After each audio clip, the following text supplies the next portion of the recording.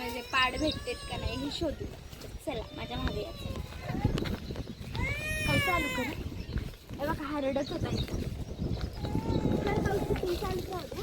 चला या दाखवते.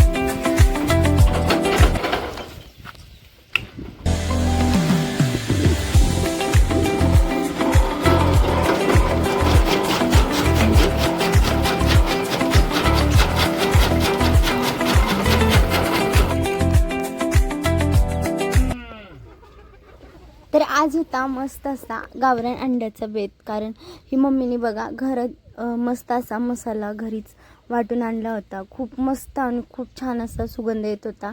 आता ह्याच यूज करून आज आपण मस्त अशी झणझणीत अंड्याची भाजी मस्त चुलीवर बनवणार आहोत.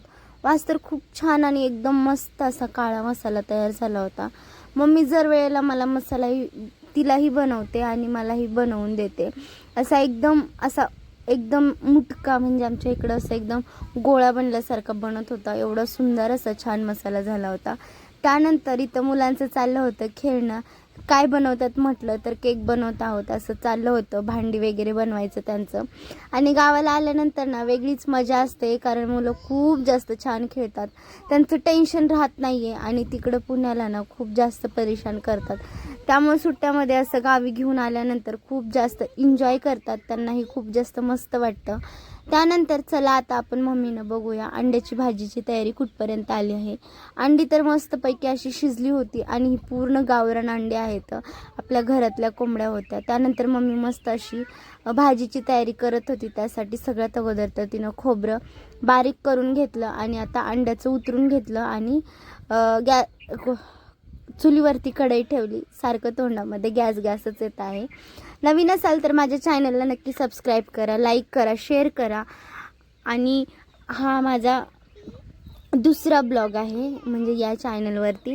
त्यानंतर ना इथं कढई ठेवून घेतली आणि पाणी गरम करायला ठेवलं आणि इकडं मम्मीचं काम अंडी सोलण्याचं चालू होतं. तोपर्यंत मस्त अशी पाण्याला उकळी काढून घ्यायची होते, म्हणजे पाणी गरम भाजीला टाकलं ना खूप मस्त भाजी होते आणि चवदार होते. भाजी कशीही बनवू द्या गावाकडल्या भाज्यांना एकदम चवदारच लागतात, कारण चवच वेगळी येते. आता इथं आपलं पाणी पण गरम झालं होतं आणि हा मम्मीकडून अंडा आणून मला दाखवत होता. मम्मी खूप जास्त मस्त अंडी म्हणजे खूप छोटा अंडा आहे असं तो म्हणत होता. अंड्याची साईज खूप जास्त छोटी होती.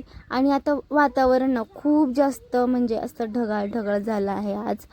आणि त्यानंतर ना मग इथं गॅसवरती परत मम्मीनं तीच कढई ठेवली. त्यानंतर इथं मम्मीने खोबरं, लसूण आणि कोथिंबीर हे परत एकदा बारीक वाटून घेतलं होतं आणि घरातील तो साठवणीतील काळा मसाला, दुसरा कुठलाच मसाला नाही घेतला. त्यानंतर कढईमध्ये 2 चमचे तेल टाकलं.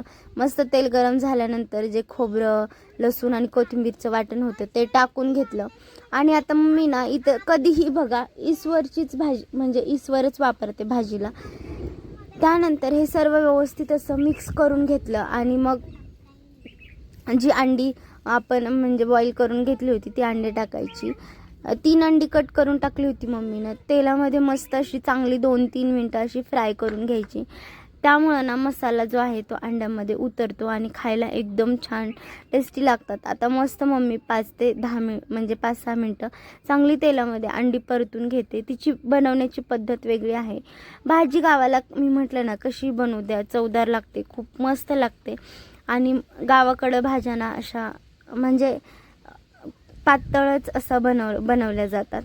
त्यानंतर चवीनुसार मीठ टाकलं आणि जे गरम पाणी करून घेतलं होतं ते टाकून घ्यायचं आहे याच्यामध्ये आपल्या गरजेनुसार, तुम्हाला जेवढं पाहिजे तेवढं. त्यानंतर सर्व व्यवस्थित मिक्स करून घ्यायचं आणि जे एस्वर आहे ना तो व्यवस्थित असा पाण्यामध्ये मिक्स करून घ्यायचा, जेणेकरून त्याच्या गाठी होणार नाहीत. आणि ते भाजीमध्ये टाकून घ्यायचं मस्त असं. कुणाकडं जर एस्वर असतो ना तो थोडासा काळ्या कलरचा असतो, त्याचा रंग थोडासा वेगळा असतो. आणि कुठं जो असतो ना असा म्हणजे ग्रीन कलरचा असतो. वेगवेगळ्या भागात वेगवेगळा बनवला जातो. हा तर ग्रीन कलरचाच असतो, पण आता मम्मीने यावेळेस वेगळ्या पद्धतीने बनवलं. मस्त आपल्या भाजीला उकळी आली आहे एकदम मस्त असे. आणि माझे डेलीचे ब्लॉग तुम्हाला कसे वाटतील हे कमेंट बॉक्समध्ये मला नक्की सांगा. आणि नवीन असाल तर प्लीज माझ्या चॅनलला नक्की सबस्क्राईब करा, कारण नवीन यूट्यूबरसाठी एक सबस्क्रायबर खूप जास्त महत्त्वाचा असतो. आता इथं आपली भाजी मस्त अशी तयार झाली होती, खूप छान अशी उकळी आली होती भाजीला. आता इथं मम्मी पप्पांना लगेच जेवायला वाढत होती बघा. गरम मस्त अशी भाजी अंड्याची आणि सकाळची न्याहारी चालली होती पप्पाची, ज्याला आपण नाश्ता म्हणतो सकाळचा. Okay bye.